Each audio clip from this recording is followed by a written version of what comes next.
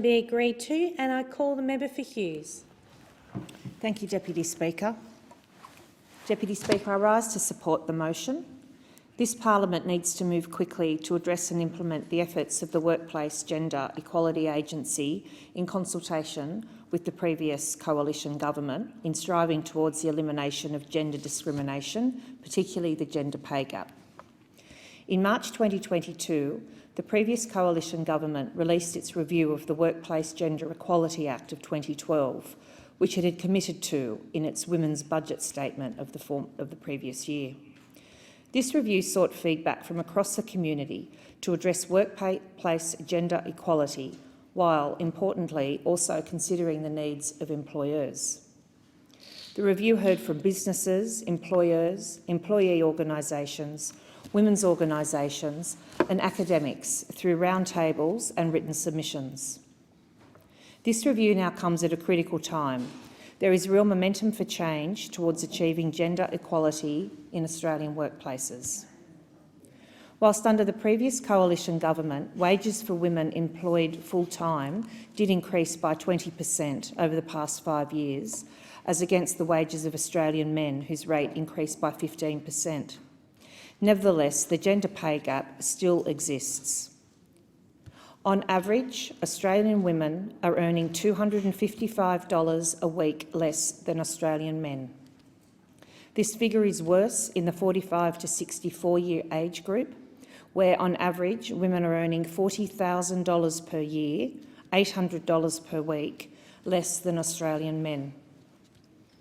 Deputy Speaker, although Australian women enrol in and complete higher education and enter the labour market at a higher proportion than men, they are still substantially less likely to work full-time across all age groups and less likely to reach the highest earning levels.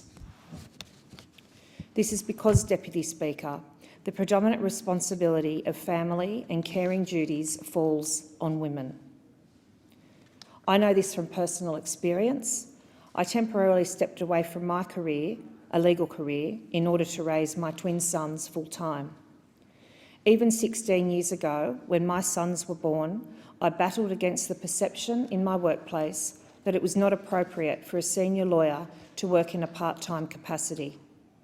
Unfortunately, this story was all too common amongst my peers.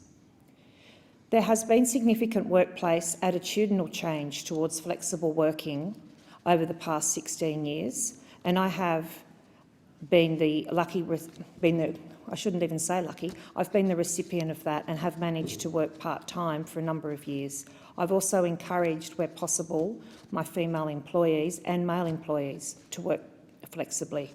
However, as Australians, we still have a long journey to travel. I recommend the report. The report includes 6 substantial recommendations, starting with conducting a pay gap analysis, which has been undertaken. It then talks about introducing a robust gender-neutral paid parental leave policy in order that both males and females can avail themselves of looking after young children and returning to the workplace. The report also talks about normalising flexible working arrangements, and I particularly mention this recommendation. We often have a tendency in the workplace to say, she only works part-time or he only works 4 days a week. We need to remove the only out of that equation and out of that conversation and normalise flexible working. The 4th recommendation is to rethink and redesign part-time roles for managers. It is very hard often in many industries for managers to obtain part-time and flexible work. The report also recommends inclusive recruitment and promotion practices. Deputy Speaker, the work is just beginning with this report, commissioned by the former coalition government, and all levels of government, businesses and the community need to work together collectively to narrow the gender pay gap.